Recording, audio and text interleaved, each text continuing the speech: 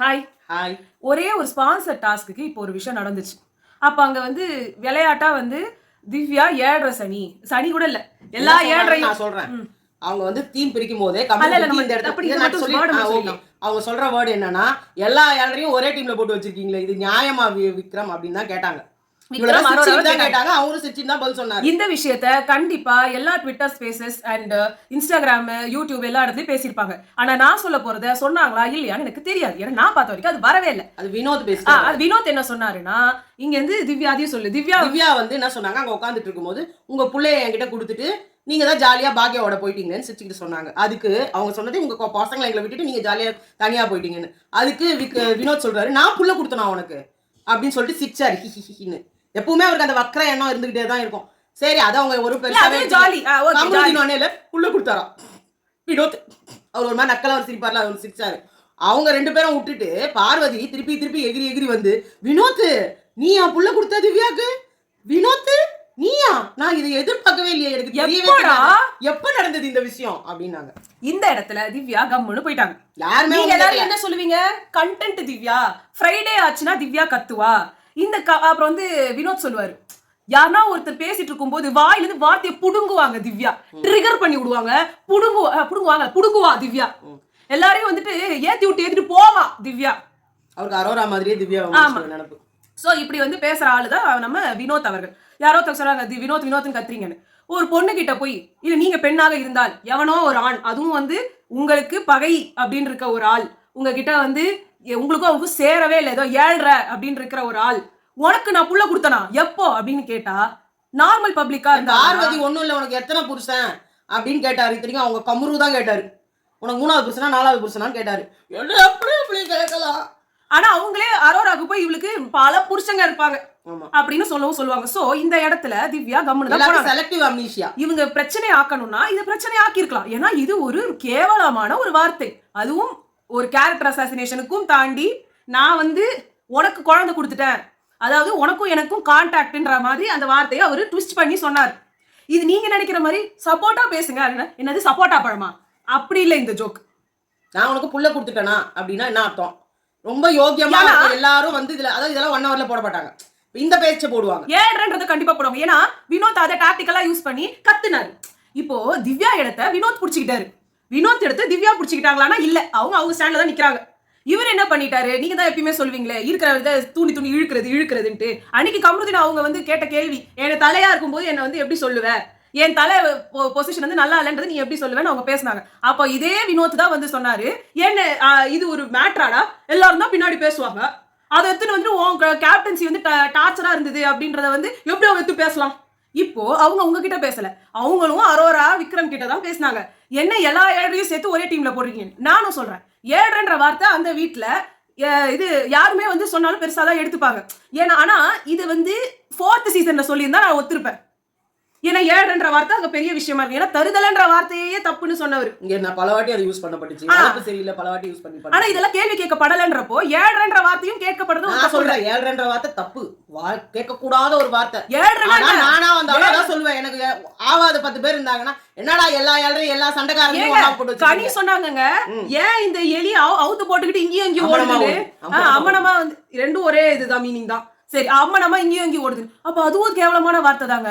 பார்வதி இங்க இவங்களை பார்த்து சொன்னாங்களே, என்னது எனக்கு எஃபோர்ட் யூஸ் பண்ணும் அப்படின்றத யூஸ் பண்ணாங்களே. அப்ப அது இங்க மரத்துக்கு சேலை தப்பான வார்த்தைக்கெல்லாம் அஃபென்சிவ் ஆகுறாங்க பாருங்க, அது ரொம்ப கஷ்டம்.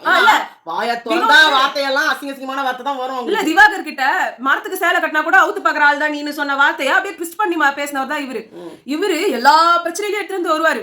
இப்ப திவ்யா யாரையோ பார்த்து சீ கருமனாலும் அது ஏன்னுவாரு, என்னதான் சொன்னீங்கன்னு. ஆனா இவரு அவங்கள பார்த்து சண்டை போடும்போது, நீ பேசாத, நீ இப்படி எடுத்துறங்க, ஓகே உங்களுக்கு எல்லாம் ஓகேவா? இது இப்படி கொண்டு மூக்கு கிட்ட எடுத்து இடிச்சிட போறீங்க நீங்க, நீ வா போன்னு பேசுறது பிடிக்கல, உங்க கையை மூக்கு கிட்ட இடிக்கிற மாதிரி வரீங்க, கையை இருக்குங்க அப்படின்னாங்க. உடனே எல்லாரும் என்ன சொல்லிருப்பீங்க, டைவர்ட் பண்றாங்க. அதாவது எனக்கு கூட இங்க சாண்ட்ரா வந்து டிவார்மிங் டேப்லெட்ஸ் அடல்ட்ஸ்க்கு டிவார்மிங் டேப்லெட்ஸ் கொடுப்பாங்க. ஏன் நீங்க நாயின்னு எடுத்துக்கிறீங்க? இந்த உலகத்துல நடக்கிற எல்லாத்தையும் நம்ம பாசிட்டிவா பார்க்கணும். பாசிட்டிவிட்டி தானே எல்லாமே. செத்தவன் கால்ல கூட போய் போய் பழைய வீடியோ எடுத்து பாருங்க. அவங்க என்ன சொன்னாங்க, நான் அவுத்துட்டா இங்கேனாங்க. அது கூட சரியான வேர்ட் தாங்க. அவங்க அவுத்து போட்டு நிக்கிறதுக்கு ரெடியா இருக்காங்க. இல்ல அப்படிதான் அவங்க சொன்னாங்க. நாங்க இது பண்ணல. அவங்க சொன்னாங்க துணியே இப்ப அவுத்துறாங்க. அப்படியே டி-ஷர்ட்ட கிட்டத்தட்ட வயித்துல இப்படி தூக்குறாங்க. இல்ல கால் கிட்ட தானே தூக்குனாங்க. வயித்து கிட்டக்க டி-ஷர்ட் இப்படி தூக்குறாங்க. அவனா அவுத்துட்டா அப்படின்னாங்க. தெரியும் அவங்க புருஷன் தான் எதிரில இருக்காரு. அவராதே அந்த மாதிரி சாண்ட்ரா சொன்னாங்க. அதாவது இந்த அப்பதான் இந்த வார்த்தையை சொன்னாங்க, டிவார்மிங் டேப்லெட் கொடுக்கணும். ஆளுக்காலு ஒவ்வொரு விஷயத்த வேற மாதிரி மாத்தி எல்லாருமே தப்பான கண்டெக்ஸ்ட்ல பேசினாலும் எல்லாத்தையும் நல்ல கண்டெக்ஸ்ட்ல எடுத்துக்கலாம். அப்படின்னா உனக்கு புள்ள கொடுத்தனா அப்படின்னா வந்துட்டு எப்படி வந்து மகாபாரத கதையில குந்தி அவர்கள் வரம் கேட்டு நம்ம சூரிய பகவானை வேண்டும் போது கையில் குழந்தை வந்ததோ அது போல அவங்களுக்கு குழந்தை வந்து கொடுத்தனான்னு சொன்னாங்க. இதுல என்ன தவறு இருக்கு? 7.5 சனி, சனி பகவான் எவ்வளவு ஒரு என்ன சொல்றது, நேர்மையானவர். நீங்கள் செய்யும் அனைத்து தீமைகளுக்கும் உங்கள் தர்மத்தின் வழி உங்களுக்கு என்ன பண்ணுவாரு,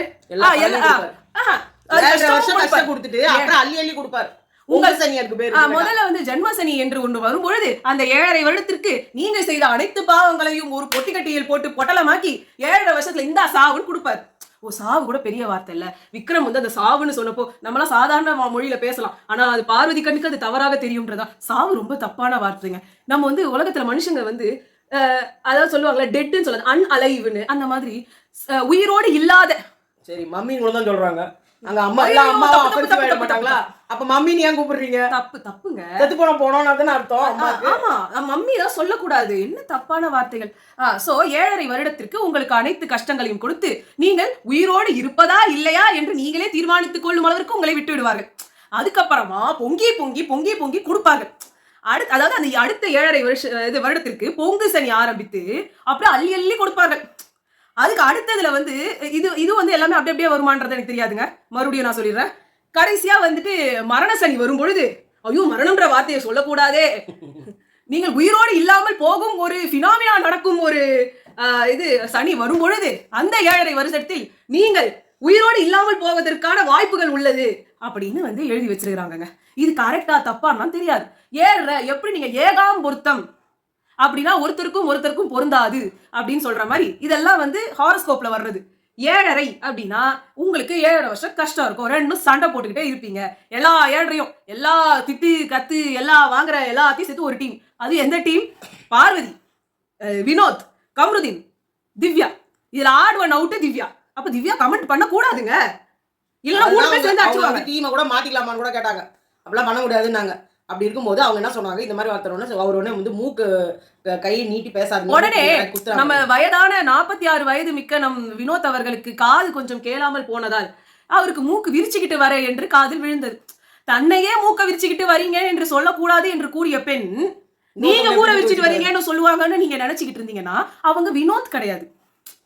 ஓகேவா? கம்ருதீன் ஆல்ரெடி சொன்னாருன்னு highly I respect Kamrudeen for இந்த இதை வந்து பிரிச்சு விட்டதுக்கு. இன்னும் சொல்ல போனா பார்வதியே ஒரு கட்டத்துக்கு மேல புரிந்து கொண்டு அவங்க சாரி கேட்டுட்டாங்கனே, அவங்க சாரி கேட்டுட்டாங்க, அவங்க அடுத்தது அவங்க அப்படி சொல்லல, பிரிச்சிட்டவான்னு சொல்லல அப்படின்னு வந்து சொன்னாங்க.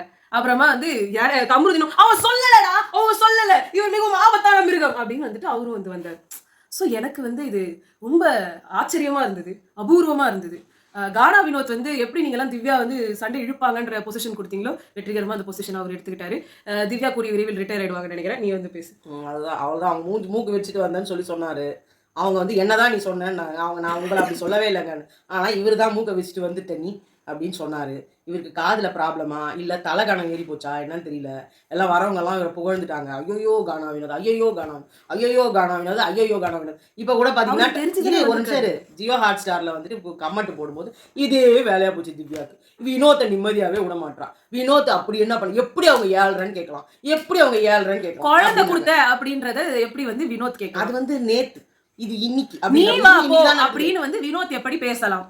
இவருதான் வந்து மரியாதையே பேச மாட்டார். சீ கருமோ அப்படின்னு வந்து சொன்னதை வந்து இவர் எடுத்துட்டு வந்த சொன்னார்ல, இதே இடத்துல இந்த கான்வர்சேஷன்ல நீ வா போன்ற அதுக்கு நீங்க அவர் ஒரு அழகான எக்ஸ்பிளனேஷன் கொடுத்தார். நீ போ, நான் வருவேன், போ இன்று நீயாக வா, நாளை நானாகன்ற மாதிரி நீ போ. இதெல்லாம் வந்து தமிழ்ல தானே இருக்கு. டீவர்மிங் டேப்லெட்ன்றது பூச்சிக்கொல்லி மருந்துன்றது கூட தமிழ்ல இருக்குது மிஸ்டர் வினோத். ஆனா தேவையில்லாம நீங்க மூக்க நுழைச்சிங்கல்ல, ஒரு பொண்ணுக்கு கிடைக்க வேண்டிய நீதியை வந்து அப்படியே தள்ளி விட்டு போனீங்கல்ல. அந்த அது பையனுக்கு அவரு வந்து மட்டும் இல்ல. அந்த பையனுக்கு வந்து கொஞ்சம் காது வந்து கேட்காதுன்னு சொல்றாங்க. ஸோ அவருக்கு ஒரு சைடு யார் பேசுறாங்கன்றது அவருக்கு தெரியல. ஸோ இவரால அதை வந்து தொடர்ந்து கண்டினியூ பண்ண முடியல. வெளியில கூப்பிட்டு வச்சு அவர் திருப்பி வந்து சாண்ட்ராவை கேட்கும்போது அவங்க வந்து அப்படியே பிளேட்டை மாத்திட்டாங்க. நான் வந்து இப்படி சொன்னேன், நான் எல்லாருக்கும் பப்பாளி டிவார்மிங் விதையே சாப்பிட்டா கூட நல்லதுன்னு கூட சொல்லியிருக்கேன் அப்படின்னு அது வந்து இதுகிட்ட சொன்னாங்க, சுபிக்ஷா கிட்ட. அந்த பையன் கிட்ட சொல்லும்போது நான் அப்படி சொல்லியிருக்க மாட்டேன். நான் என்ன அதுக்கு முன்னாடி நான் என்ன சொன்னேன்னு தெரியுமா, நான் அதுக்கு பின்னாடி என்னன்னு சொல்றேன். 5 அவர் செகண்ட் வந்து முன்னாடி. அவர் வந்து வீடியோ எடுத்துன்னு வந்து இவங்க கிட்ட போனை காமிச்சு கேட்க முடியாது. சரியா, இது அலௌடு இதை கிடையாது. வந்து இன்டர்வியூவர்ஸ் கேட்கணும், அதுவும் அவங்க வந்து சொல்லுவாங்களா எனக்கு தெரியல. இன்னொன்னு வந்து நான் சொல்லணும்னு நினைச்சது வந்து இந்த கான்வர்சேஷன்ல வந்து தடுத்தது வந்து வினோத் அவர்கள் மட்டும் இல்ல, நியாயஸ்தர் அமித் கூட தான். உங்களுக்கு தெரியும் இல்லைங்க டிவார்மிங் டேப்லெட்ஸ் எதுக்கு யூஸ் பண்ணுவாங்கன்ட்டு. நீங்க சொல்லலாம், ஏன் அடல்ட்ஸ் கூட யூஸ் பண்ணுவாங்களே, வயித்துல பூச்சி இருக்கு, வயிறு சரியில்லை அப்படின்னா தான் நம்ம யூஸ் பண்ணுவாங்க. அவங்க வந்துட்டு நீங்க உடனே கூகுள்ல போயிட்டு சுபிக்ஷாக்கு டிவார்மிங் டேப்லெட்னு சொல்லல, அவ ஒரு ஸ்கூபி டூ. அவளுக்கு வந்து டிவார்மிங் டேப்லெட் சுபிக்ஷா ஒரு ஸ்கூபிடு. சுபிக்ஷா ஒரு ஸ்கூபிடூனா ஏன்னா எல்லாரும் நம்ம கமெண்ட் செக்ஷன்ல இல்ல வந்து ஸ்கூபிடூனா அர்த்தம் தெரியுமா? அதான் அது சொல்றேன். சொல்லிடு. அதாமா ஸ்கூபிடூன்றது ஒரு நாயிரும் அவங்க சொல்லிட்டாங்க. நம்ம கமெண்ட் செக்ஷன்ல ஒருத்தர் போட்டிருந்தப்ப நான் பின் பண்ணியும் இருக்கேன். ஸ்கூபிடூன்றது ஒரு கியூட்டான லாயலான ஃப்ரெண்டு. அது டாக்னு ஏன் பாக்குறீங்க? டாக் லாயலா இருக்குல்ல, கியூட்டா இருக்குல்ல. அப்புறம் நான் அசிங்கமா வந்துரும் நான் கேட்கறதுக்கு. நிஜமா சொல்றேன். இவரை யாராவது கேட்டா அதே மாதிரி வார்த்தை அவருக்கு பிடிக்குமா? ஏங்க நீங்க வந்து நீங்க உங்களை சொல்றாங்க, நீங்க ஸ்கூபிடுங்க, அவ்வளவுதான். விட்டுருங்க இந்த மேட்டர். உங்களுக்கும் இல்ல, இதுக்கு சம்பந்தமே உங்களுக்கு கிடையாது. பிடிச்சிருக்குன்னா அதாவது வச்சுக்கோங்க. தேவையில்லாத ஒண்ணும் இல்ல, வார்த்தை. என்ன பார்த்து யானை அப்படின்னு யாருன்னா சொன்னாங்கன்னு வச்சுக்கோங்களேன், ஐயோ யானை வந்து எவ்வளவு அழகா இருக்கு, எவ்வளவு ஒரு நண்பன், அதுக்கு வந்து மதம் பிடிச்சி வந்து மதம் பிடிச்சிருந்தா சில பேரை சாவு கூட அடிச்சிடும். ஆனா அது ரொம்ப ஒரு அழகான ஒரு மிருகம், ஒரு நல்ல மிருகம். அதையே எனக்கு கூட சொல்லணும்.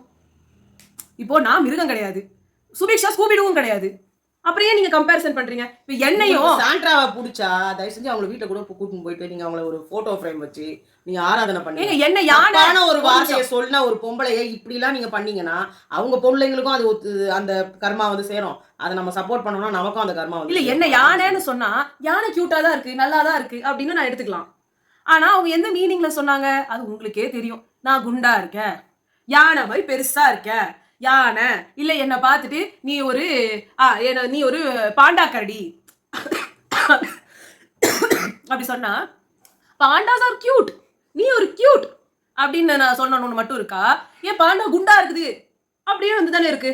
என்னை பார்த்து கோவத்துல நீங்க சொல்லுங்க, நீங்க வந்து என்னை வந்து சாதாரணமா எங்க அம்மா வந்து எனக்கு கொஞ்சம் போது என் கண்ணு குட்டி ஏன் வந்து பாண்டா கரடி அப்படின்னு சொன்னாங்கன்னா எனக்கு அது கியூட்டா போடும். பாண்டா கரடி அப்படின்னு வந்து சொன்னாங்கன்னா, யானை நான் எரும மாடே அப்படின்னு சொன்னாங்கன்னா என்ன திட்டுறாங்கன்னு அர்த்தம். இந்த பேசிக் டோன்ல வந்து இருக்கிற டிஃபரன்ஸ் கூட எனக்கு தெரியல அப்படின்னா எனக்கு ஆறாம் அறிவு வந்து ஏவி விட்ட சில பேர்ல அவரு எனக்கு ஆறாம் அறிவுன்னு ஒண்ணு இல்லைன்னு அர்த்தம். அப்ப நான் வந்து ஒரு மனித பிறப்பு எடுத்து நான் படிச்சு PhD வாங்குறதுக்கு வந்து போற ப்ராசஸ்ல இருக்கிறதே நான் வந்து ஒரு தண்டம், பிறந்ததற்கே லாய்க்கு இல்லாத ஒரு ஜென்மம். எனக்கு இந்த டோனுக்கும் அந்த டோனுக்கும் இதுக்கும் எதுக்குமே டிஃபரன்ஸ் தெரியல அப்படின்னா எனக்கு எதுக்கு ஆறாம் அறிவு? அஞ்சறிவை வச்சுக்கிட்டு எங்க பாரு மிருகம் மாதிரி சுத்தின்னு இருக்க போறேன்? மனுஷனுக்கும் மிருகத்துக்கும் டிஃபரன்ஸ் பண்றது அந்த ஆறாம் அறிவு தான். அந்த ஆறாம் அறிவை யூஸ் பண்ணீங்கன்னா உங்களுக்கு எது என்ன சொல்றாங்க, யாரை என்ன பேசுறாங்க, எதுக்காக சொல்றாங்க அப்படின்றது தெரியும். நீங்க அவங்களுக்கு ஒயிட் வாஷ் பண்ணணும்னா எதை வேணாலும் சொல்லலாம். அதை நான் சொல்லிட்டேனே, ஒவ்வொரு விஷயத்தையும் ஒயிட் வாஷ் பண்றதுக்கு என்ன வேணா பேச முடியும். என்ன வந்து குண்டா இருக்கீங்க அப்படின்னு நான் சொல்றது எனக்கு ஹர்ட் ஆகுது அப்படின்னா நீங்க உடனே சப்பியா இருக்கீங்கன்னு. அது ஜஸ்ட் என்ன அர்த்தம்? என்ன வந்து பூசி மொழிகி சொல்றது, அவ்வளவுதானே. இததான் நம்ம காலங்காலமா நம்ம ஆண்டிகள்லாம் நம்மளோட கல்யாணங்கள்ல பண்ணிட்டு இருக்கிறாங்க. நல்ல லட்சணமா இருக்குமா, கருப்பா இருந்தாலும் கலையா இருக்குமா, அது இன்னும் கொஞ்சம் வெயிட் இறக்கிட்டு வச்சுக்கோய ஹீரோயின் மாதிரி இருப்ப. ஆனா இதே நம்மளுக்கு கடுப்பாகுது. கடுப்பு ஆக கூடாதுங்க. அவங்க நம்மளோட நல்லதுக்காக சொல்றாங்க, பாசிட்டிவிட்டி. செத்தவன் காதுல கூட போயிட்டு நீங்க உனக்கு ஒண்ணும் இல்ல, நீ நல்லா இருக்க நல்லா இருக்க நல்லா இருக்கேன்னு சொல்லிட்டா செத்தவன் கூட பொழைச்சு வந்துருவான். நம்ம டாக்டர் படத்துல வந்து வந்த டைலாக் தானே. சோ எல்லாத்தையும் பாசிட்டிவா எடுக்கணும்னா எல்லாத்தையும் பாசிட்டிவா எடுத்துருங்க. ஏன் ஒரு பக்கம் பண்ணா மட்டும் நெகட்டிவ், இன்னொருத்தர் பண்ணா மட்டும் பாசிட்டிவ்? இருவர் அந்த குழந்தை கொடுத்தான், நான் உனக்கு குழந்தை கொடுத்தனா அப்படின்னு கேட்ட வினோத் சரி என்றால், ஏழரை என்று கூறிய திவ்யா தவறு. அது தவறு என்றால் இதுவும் தவறு.